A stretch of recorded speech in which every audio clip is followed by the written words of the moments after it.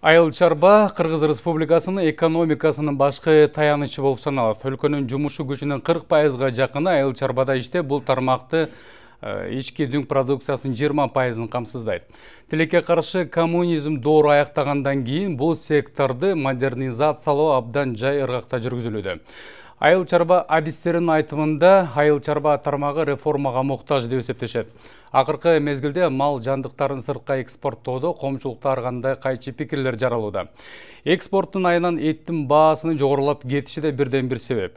Айыл чарбасына жаңы министрдин келиши менен коомчулукта ар кандай сын пикирлер анын дарегине карата айтылып эле тим болбой, айрым эл өкүлдөрү тарабынан жаңы жана жаш министрдин кадыр баркын, анын статусун эске албаган учурлар катталууда. Жумушун жаңадан баштаган министрге мүмкүнчүлүк берүүнүн ордуна анын ишине сын таккандар да көбөйдү деп министрди жактап мактагандар да бар. Бүгүнкү берүүс министрдин статусу жөнүндө эмес, ал элеген айыл чарба тармагынын абалы жана бүгүнкү азык-түлүккө болгон баалар кескен өсүп кеткени туурасында болмокчу. Саламатсыздарбы урматтуу телекөрүүчүлөр, эфирде учурчак көрсөтүүсү аны алып баруучу мен Нургазы Жаныбеков. Бүгүнкү чыгарылышта дал ошол айыл чарба көйгөй жана баанын өсүшүн ким көзөмөлдөйт деген теманы алкагында талкуу жүргүзмөкчүбүз. Алгач студияга келген коноктор менен тааныштыра кетсем, Кеңешбай Тайлаков, Кыргыз Республикасынын өкмөтүнүн монополияга каршы жөнгө салуу мамлекеттик агенттигинин директорунун орун басары. Ошондой эле Амангелди Исаев, Кыргыз Республикасынын айыл чарба, тамак аш, өнөр жай жана мелиорация министринин орун басары. Саламатсыздарбы? Студияга кош келипсиздер, урматтуу коноктор, урматтуу телекөрүүчүлөр. Шаарыбыздын коду 0312, телефон номери 565672.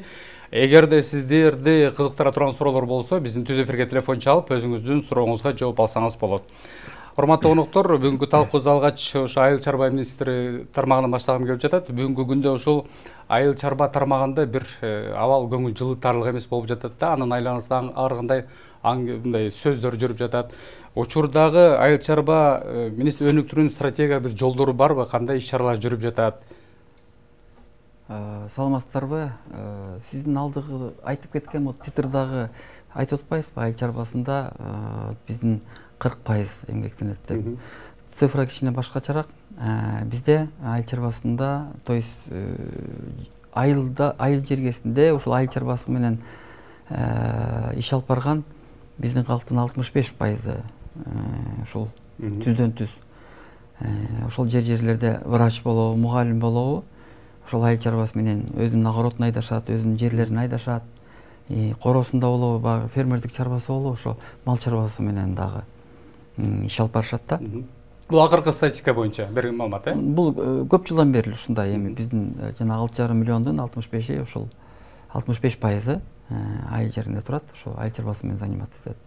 Азыркы сиз айтып кеткен ушул баалар боюнча акыркы күндөр көрүп атасыздар, ошо пандемиянын убагынан бери ошо доллардын көтөрүлүшү боюнча, пандемияда өзүңүздөр билесиздер, бизде чек аралар жабылып, мына Торгарт эми ачылган турат. Мына кече эле премьер-министрибиз ошол жакка барып келди. Буга чейин ал боюнча бир топ иштер алып барылды. Кытай Республикасы ошол пандемиянын убагында биз ошол убакта жабылган. Азыр ачылып, ошондон бери ушул бир эле Торгарт иштебей тургандан мамлекеттин бюджетине бир топ выпадение деп коет, баягы налог түшпөйт. Ошол эле Иркиш штам тарабынан. Пандемиянын убагында ушул Казак Республикасы менен дагы граница жабылды. Баягы 10 күндүн ичинде баягы биздин алгоритм, алардыкы менен дагы биздин алгоритм баягы кыймыл. Машина келип каяка токсолош керек, анын водители кандай ПЦР алмаштырыш керек, анализ бериш керек, анын жыйынтыгы качан чыгат. Ошол алгоритм иштегенге чейин ушул Евразия территориясында дагы чек аралар жабылып, бизге импорт дагы келбей калган, продукцияны экспорт кылганга дагы бизде мүмкүнчүлүк болгон эмес да. Бирок ошол 10 күндөн кийин, пандемия башталып 10 күндөн кийин чек аралар ачылганда импорт дагы кире баштады, экспорт дагы чыга баштады. Бүгүнкү күндө толугун айтып кетсек, айыл чарба иштери баягы жазгы талаа иштер. Ошол пандемиянын убагында туш келип калганда жазгы талаа иштери. Ал убакта өзүңүздөр билесиздер, ушул чоң машинелер эмес, жеңил машинелер, жөө адамдар ар бери жүрө албай калган. Жердин баарына посттор коюлган, комендатуралар ачылды. Биз ошол убакта айыл чарба министрлиги бир чоң ишти алып бардык десем мен жаңылбайм. Ошол өкмөттөгү түзүлгөн штабтын жардамы менен ошол комендатуралардын жардамы менен биз жазгы талаа иштерин өз убагынан даже 10 күнгө эртерээк бүтүрүп алдык деп айтсам мен жаңылбайм. Эмне үчүн дегенде анын үзүрүн мына оруп жыйын баары бүттү, ошондон көрүп атабыз да. Бул мен ушул учурдан пайдаланып айтып кетким келет. Бизде жанагы өкмөттүн 111 токтомунун негизинде биз 9 продукцияны анализ кылып турабыз да. Ошол 9 стратегический продукциянын ичинен биз 3-өнү быйылкы жылы, былтыр 2019 4 продукция болчу, быйыл баягы 3 болуп калды. Толук кандуу өзүбүз камсыздаган бул 3 продукция бар да. Бул ошол сүт жана сүт продукциясын биз толук кандуу өзүбүз камсыз кылып экспортко дагы алып чыгабыз. Экинчиси ушул жашылча жемиш боюнча өзүбүздү камсыздап тышка дагы алып чыгабыз. Картошканы жылга 1 миллион 300 1 миллион 400 миң тонна картошка чыгат. Биздин ички потребность где-то 600-700 миңдей тонна, калганын баарын биз тышка экспортко чыгарабыз да. Бул толук кандуу ушул 3 продукция. Жана айтып кеткен 4-чү продукция бул Евразиска киргенден бери бизде өзүңүздөр билесиздер, ушул Кайыңды кант кошо 2 завод бар. Ошол РКФРден бир топ кредиттерди алып 2016 жылдан бери Кыргызстан кум шекер менен өзүн өзү камсыз кылып келген. Анан былтыртан баштап, то есть ушул 2020 жылы баягы айдоо аянты бир аз азайып, анан ошол канттын көлөмү кичине түшүп кетти да. Бирок мында кыйынчылык деле жок. Эмне үчүн дегенде Евразес мамлекеттеринде канттын көлөмү өтө эле көп. Мындан эч кандай коркунуч деле жок да. Сиз азыр мындай алдыгала айтып кетпедиңизби бул жанагы эт маселеси боюнча?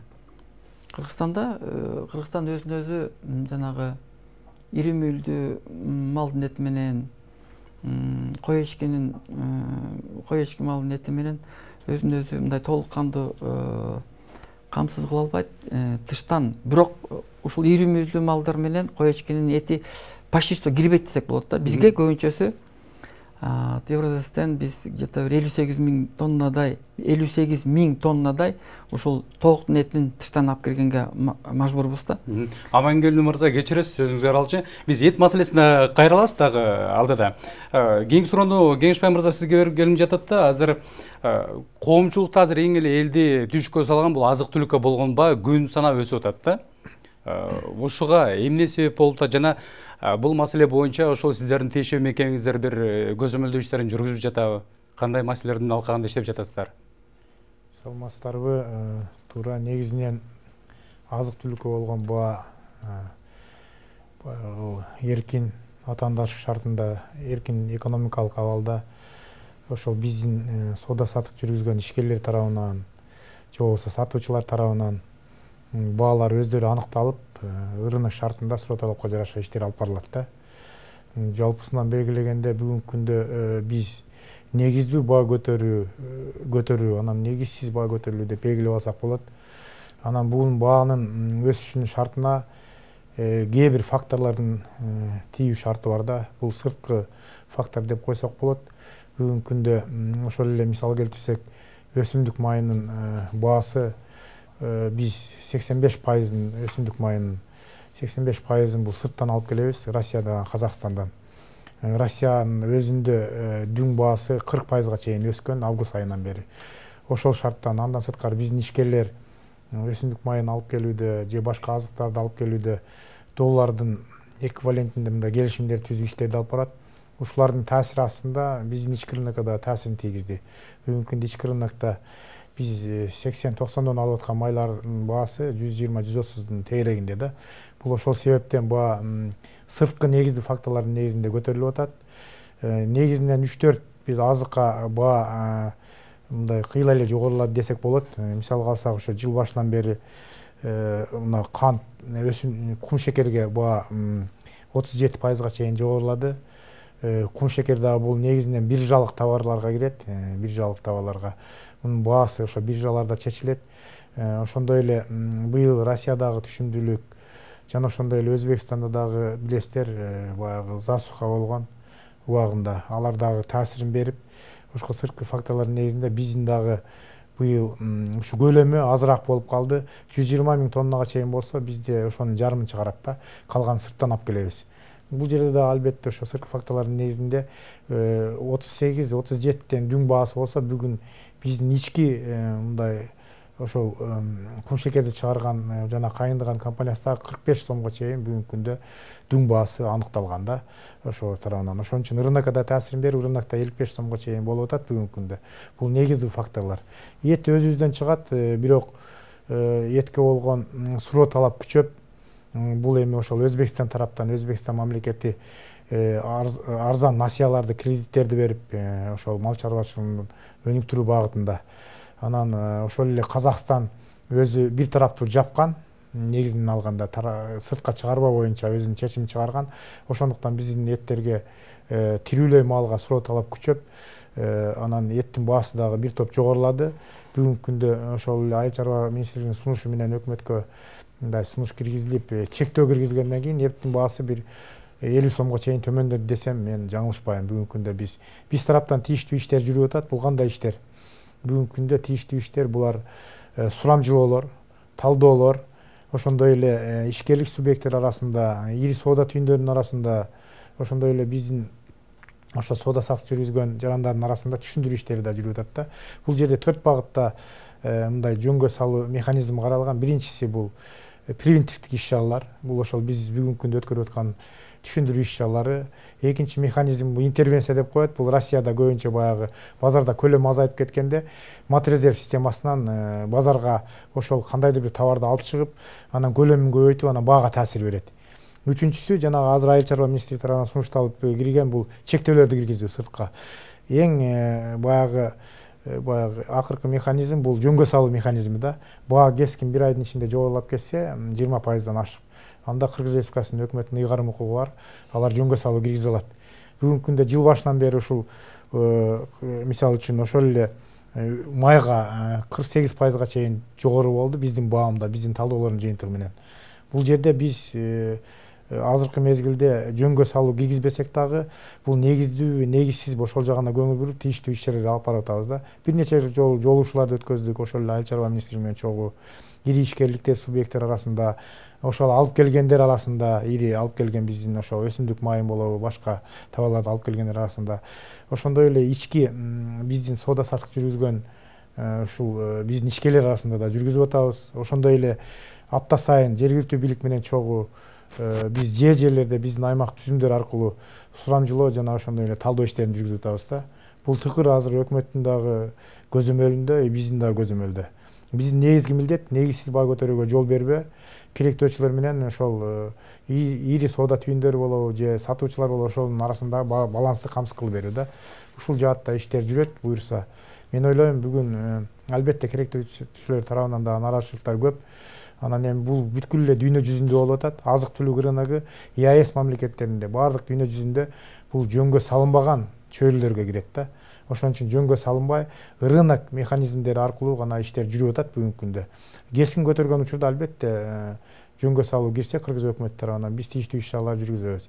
Пандемия учурунда жөнгө салуу кирген, билесиздер, ундун баасы 2,5-га 2.000-ге чейин көтөрүлүп кеткенде жөнгө салуу кирип биз турукташууга аракет кылганбыз. Ошол учурда 360тан ашык эскертмелерди бердик. Ошондой эле 32 баягы штраф беренелерин колдондук. 10.000ден 28.000 сомго чейин 30дан ашык материалды полиция органдарына өткөзүп бердик да. Бул баягы жөнгө салуу жаатында болгон иш-чаралар. Ушундай иш-чаралар жүрөт. Бүгүнкү күндө дагы тыкыр апта сайын биздин көзөмөлдө аймак түзүмдөр да иш алып барып атат, жергиликтүү бийлик ярмаркалар болуп атат. Ушундай иш-чаралар менен мен ойлойм биздин керектөөчүлөрдүн бара нааразычылыгын жоюуга аракеттер жүргүзөбүз. Кеңешбай мырза, айтсаңыз, азыр сиз эттин баасы 50%га кыскарды деген маалыматтарды берип жатасыз да. Учурда сиздин көз карашыңыз боюнча ошол кесиптин эси катары айтсаңыз, базардагы 1 килограмм эттин баасы канча сом турат? 50% деген жок. 50 сом деди. Мен белгилеп коеюн, 50% деген жок, 50 сомго чейин.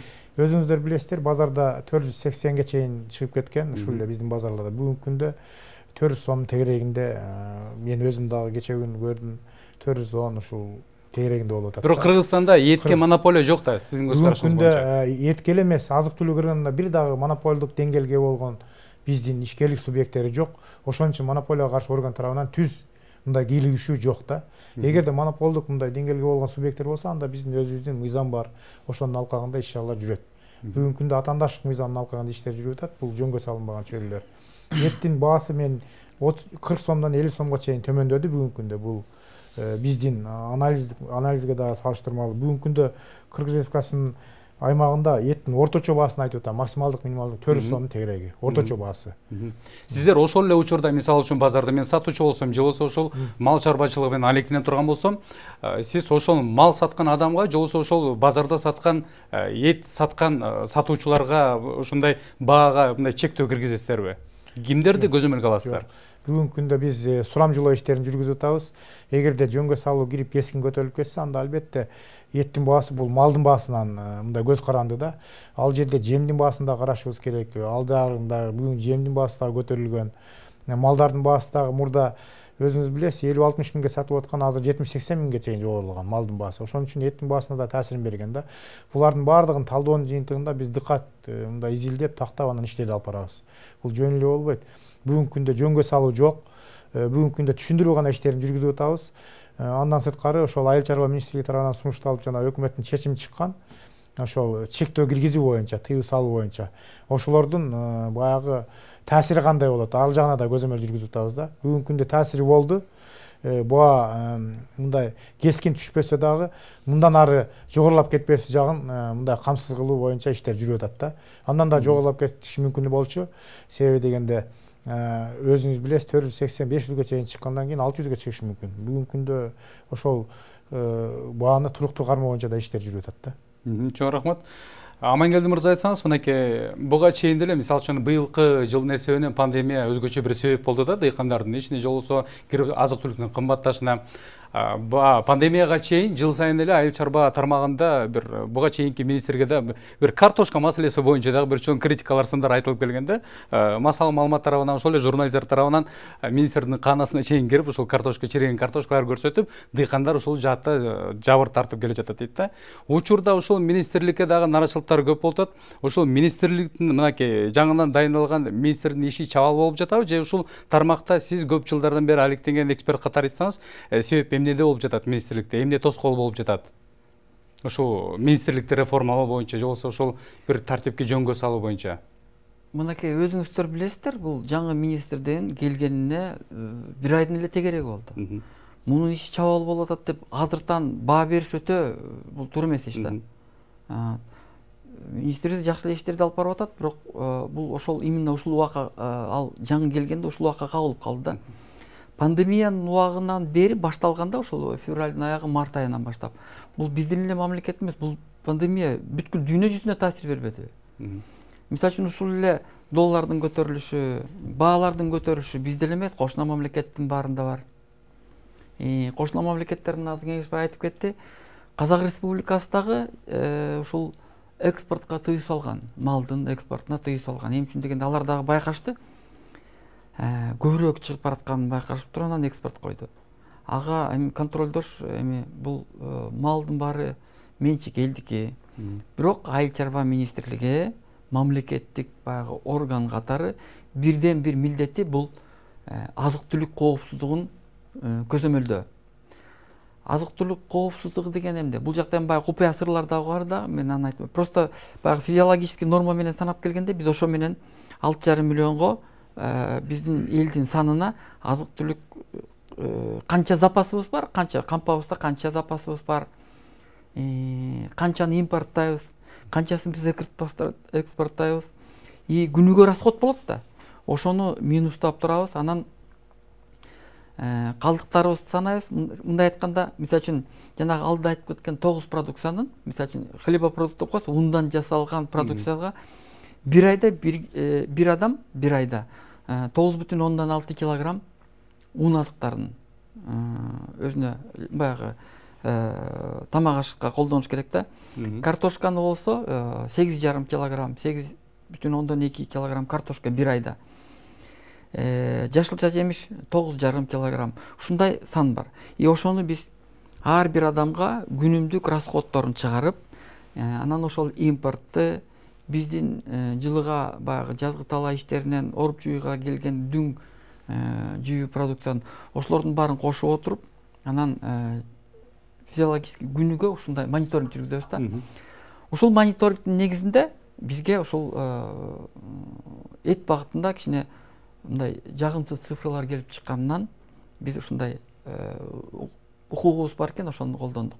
Бул эми баягы кичине жөнгө салуу маселеси. Чоң рахмат.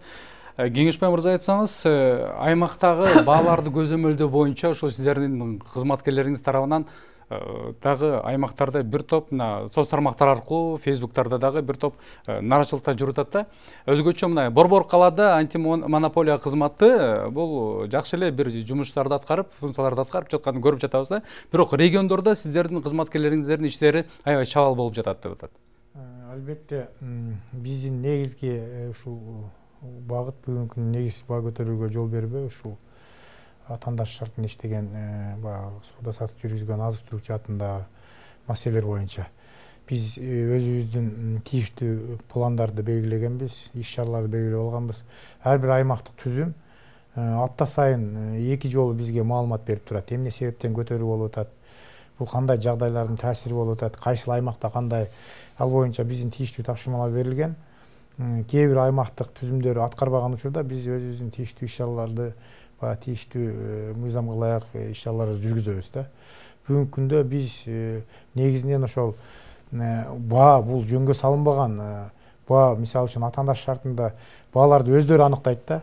Анан аны дагы эске алышыбыз керек. Албетте, бул жерде кээ бир кара ниет ишкерлер деп коелу, недобросовестный предпринимательдер. Алар дагы мындай спекулятивдик жагдайды ушундай өздөрү эске алып иш алып барышы мүмкүн. Аны четке кага албайбыз биз. Андай факторлор дагы бар. Таасир берет. Өздөрүнүн жеке кызыкчылыгын көздөп 2-3 эсе көтөрүп сатып алайын дегендер дагы бар. Ошон үчүн биз аймактарда болобу, биздин борбордо болобу, ар бир соода түйүндөргө тийиштүү талаптарды койдук бүгүнкү күндө. Социалдык жактан маанилүү товарларга, азык-түлүктөргө булар баягы өздөрүнүн надбавкаларын кошот. Өздөрүнүн кошумча надбавкаларын, ошону эң аз өлчөмдө кошуп атат да бүгүнкү күндө. Биз алар менен дагы тийиштүү өзүбүздүн сунуштарды берип атабыз аларга. Алар да туура түшүнүшүбүз керек, себеби алар дагы салык төлөйт.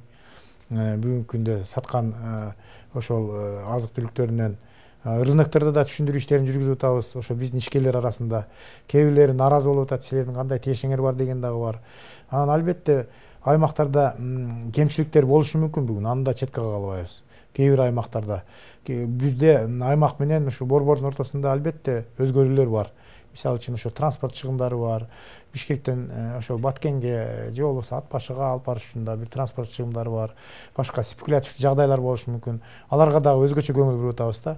Биздин пландуу иш-чаралар каралган, талдоолор жүрүп атат. Ошону эске алуу менен биз тийиштүү сунуштарды Кыргыз Республикасынын өкмөтүнө апта сайын, экономика министрлигине апта сайын берип атабыз.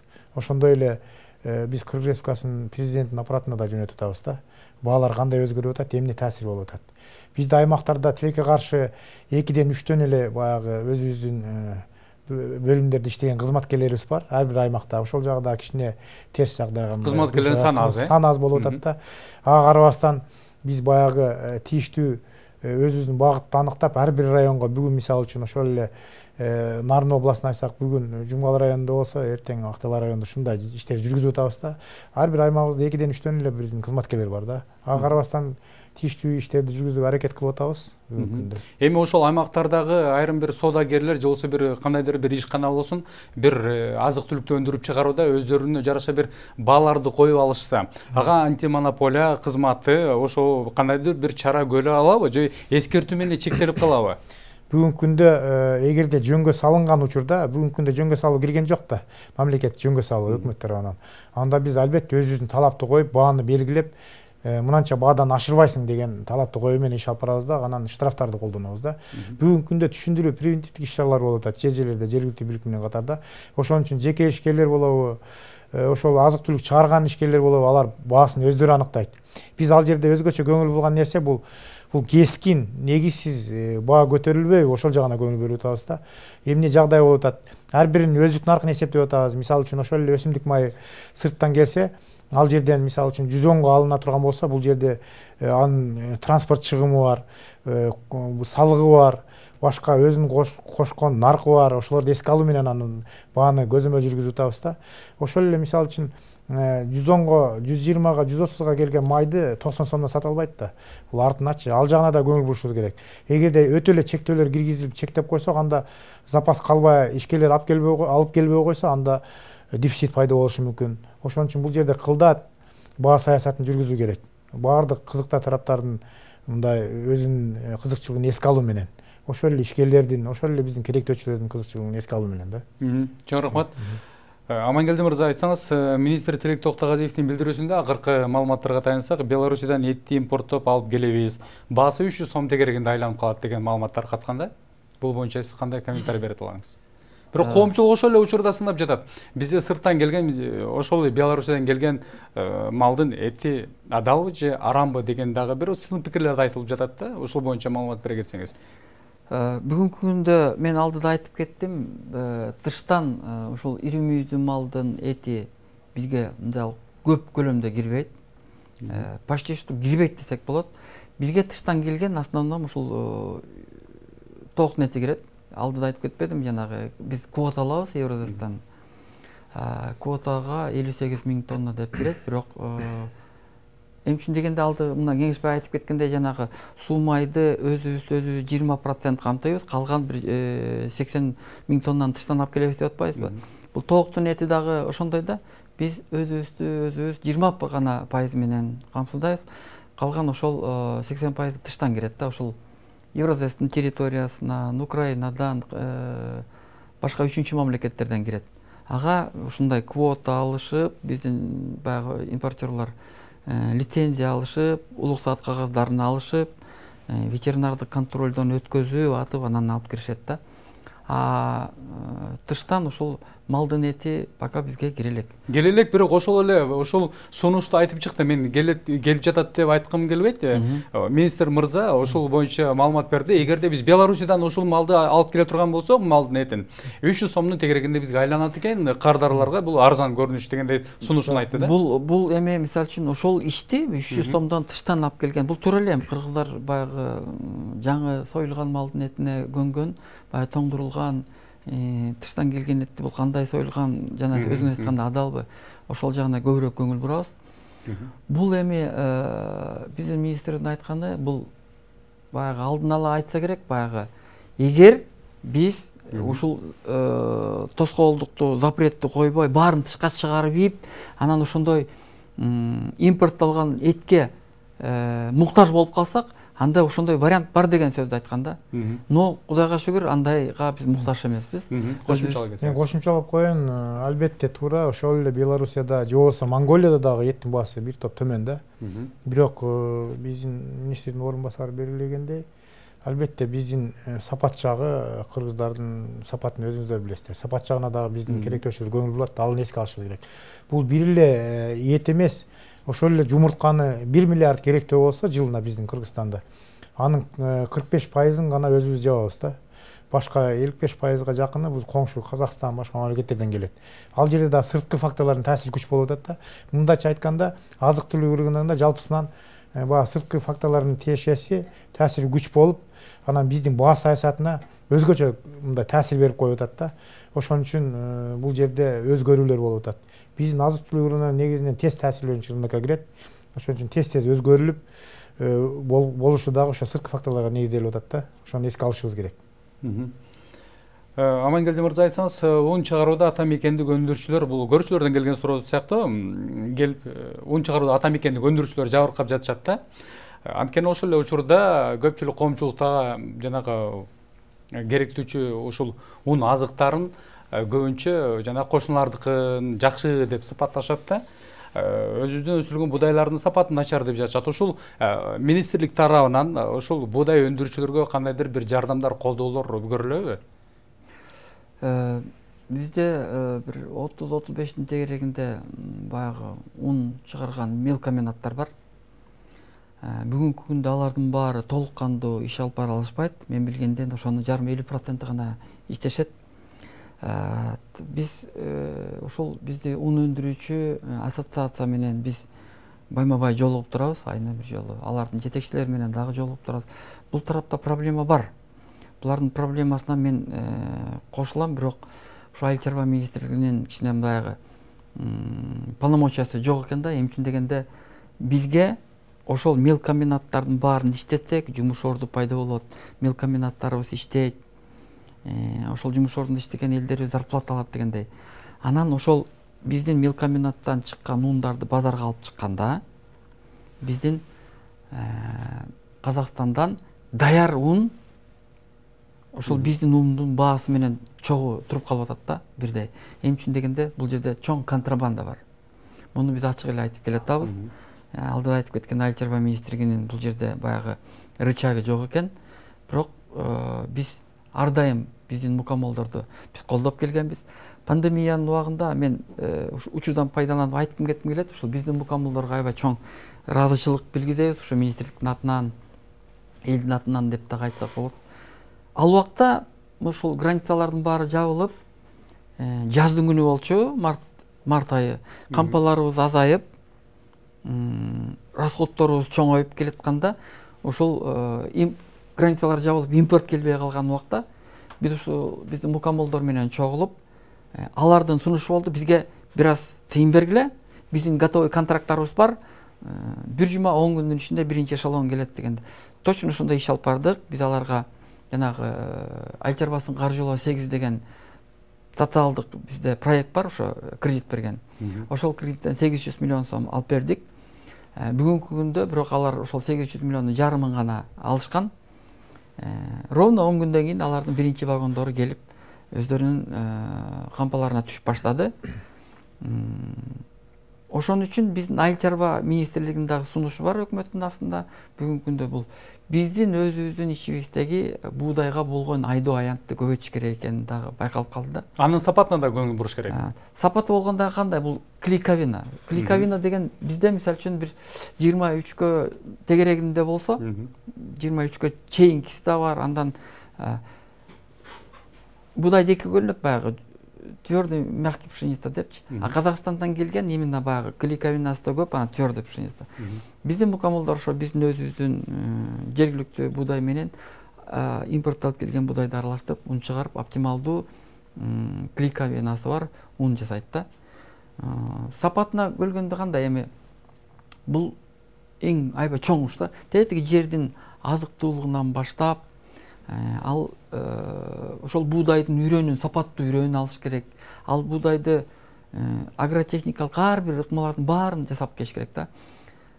Эмне үчүн дегенде убагында сугарыш керек, убагында химпрополка кылыш керек, баардык нерсени убагында кылыш керек да. Мисалы үчүн 1 гектар жерге бир 5000 сом бере турган болчусак, расходу, жумушту.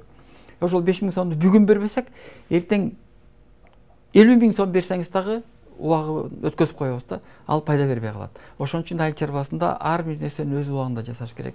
Бир сөз менен айтканда, эми ушул дыйкандардын мындай чыгарып жаткан, мындай өсүрүп жаткан буудайдын сапатын жакшыртсалбы, же бир башка жактардан уруктарды алып келсе? Сөзсүз түрдө алдыга айтылып кетпеди, мисалы малдын породасын алмаштырыш керек болуп атат деп, жаңыртыш керек деп. Ошол жакшы буудайдын үрөнүн себиш керек. Министрлик ушул тарапта бир иштер жүргүзүп жатабы? Ал биздин жумушубуз, конечно, биз алып барабыз бул ишти. Бизде семхоздор бар. Ар бир үрөн бүгүнкү күндө биздин Кыргызстанга жетиштүү. Жакшы үрөндөрү биздин бизнесмендер, фермерлерибиз өздөрү алып келип атышат. Жанагы тыштан дагы мал кирип атпайбы ошол жакта. Биз жакшы малыбызды никогда кыргыз жакшы малын сатпайт. Ошол эле учурда мынакей кошуналар дагы өзүнүн жакшы сапаттуу буудайын бизге бербейт деген дагы сөздөр бар да. Кеңешбай мырза, айтсаңыз, мынакей пандемия учурунда, пандемияга чейин бир кап ундун баасы 800.000 сом дегерегинде болчу. Бул факт.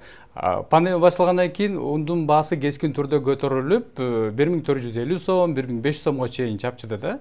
Эми мынакей, ошол эле учурда ата мекендик өндүрүшчүлөр чыгарган ун азыктары элге камсыз кылып турду, анткени чек аралар жабык болчу. Булар жакшы бир өздөрүнүн, сиз айткандай, баса белгилеп кеткендей, өздөрүнүн ишмердүүлүгүн көрсөтүп, элге жардам бере алды ата мекендик өндүрүшчүлөр. Эми ушул эле жаатта чек араларда кандайдыр бир чектөөлөрдү коюп, ушул өзүбүздүн ата мекендик өндүрүшчүлөрдү дагы бир колдосок, алардын өтпөй жаткан продукцияларын бир элге кандайдыр бир иш чараларды өткөрүп жүргүзсөк болот беле? Туура белгиледиңиз, пандемия учурунда баа кескин ушул өзгөчө унга жоболаганда бул жөнгө салуу механизм кирген Кыргыз Республикасынын өкмөтү тарабынан. Ошол убакта көбүнчө баягы бул социалдык жактан маанилүү товарлардын тизмегине биринчи сорттогу un кирет да. Анан жогорку сорттогу un мындай тизмегине кирбейт. Көбүнчө жогорку сорттогу ундарга чектөө киргизилген эмес ал убакта жөнгө салып. Ошон үчүн алар Казакстандан байма-бай алып келип сатып атышты да. Ал эми биринчи сорттун баасын биз эң жогорку баасын 1 килограммына аймактарга жараша да. Бишкек шаарында 33 сомдон болса 1 килограммда, аймактарда 35 сомго чейин белгилеп берип, ошону тыкыр көзөмөлгө алдык да. Туура белгиледиңиз. Буга экимиңге чыгып кеткенден кийин анан жөнгө салуу кирип, бир топ штрафтарды колдонуп, бир топ баягы ортомчу спекулянттар менен иштерди алып барып тийиштүү органдар да жардам берди бул жерде, финполиция органдары. Ошондон кийин кичине рынокто өзгөрүү болду. Албетте керектөөчүлөр тарабынан нааразычылыктар да көп болду. Бизге жалпысынан 400дөн ашык мыйзам бузуу аныктадык ошол учурда. Мындай биз койгон бааны белгилөө чектен өткөрүү боюнча да, чектен өтүп кеткени боюнча 400дөн ашык мыйзам бузуу алыктап, бир топ штрафтарды колдондук. Ошол убакта чечкиндүү чараларга барып, Кыргыз Республикасынын баягы жогорку кеңешинен да мындай колдоо таап, штрафтар мурда 1000 сомдон 3000 сомго чейин болсо, азыр жеке жактарга 10 000 сомго чейин, юридикалык жактарда 28 000 сомго чейин көбөйдү да. Бул 218-чи баягы бузуулар кодексине өзгөртүүлөр кирди. Ошо ЧС, ЧПУ убагында бааны кескин жогорулаткан учурда, жөнгө салуу кирген учурда бизге ошондой механизмдер каралды. Ошол жаатта иштерди алып барып, анан кичине турукташты десем болот. Албетте, мындан бияка дагы иштерди алып барабыз. Биз бүгүнкү күндө талаптарды коюп атабыз. Ошол эле мен азыр учурдан пайдаланып ишкерлик субъекттерине, ири соода түйүндөрүнө мындай кайрылып кетет элем. Негизсиз баа көтөрүүгө жол бербеңиздер. Керектөөчүлөрдүн укугун бузбаңыздар. Албетте, бул жерде кээ бир дагы бир белгилейин, кара ниет ишкерлер болушу мүмкүн. Учурдан пайдаланып акча таап алайын деп туруп, мындай жасалма түрдө ушундай товардык рыноктарда өзүнүн таасирин берген. Ал жерде да биз талдоолор жүргүзүп, ошо рыноктун жетекчилери менен, ири соода түйүндөрүнүн жетекчилери менен тийиштүү превентивдик иш-чараларды алып барып атабыз. Чоң рахмат. Урматтуу коноктор, эми баса белек кете турган нерсе сөз түрдө мынакей министрдин дагы өзүнүн бир кандайдыр бир ырчактары жок деп жатасыз да тиешелүү жерлерде. Антимонополиядагы мисалы үчүн эскертүүлөрдү же болбосо айыптарды төгүү менен гана чектелип калып жатат да. Эми бизде багы башка министрликтер бар, башка дагы органдар бар, көзөмөлдү салчу ошолор менен биргеликте чогуу иш алып барсаңыздар, дагы биз алгылыктуу ийгиликтерге жетише алабыз деген ишеничтебиз. Убакыт соңуна жетип калганына байланыштуу биз сизди урматтуу көрүүчүлөр сиздер менен коштошобуз. Бүгүн айыл чарба көйгөйү жана баанын өсүшүн ким көзөмөлдөйт деген теманы алкагында талкуу жүргүздүк. Бизде студияда конокто Кеңешбай Тайлаков, Кыргыз Республикасынын өкмөтүнүн монополияга каршы жөнгө салуу мамлекеттик агенттигинин директорунун ордун басары, ошондой эле Амангелди Исаев, Кыргыз Республикасынын айыл чарба, тамак аш, өнөр жай жана мелиорация министринин ордун басары студияга келип маанилүү маек куруп бергениңизге чоң рахмат. Кайрадан эфир аркылуу көрүшкөнгө чейин сак саламатта калыңыздар.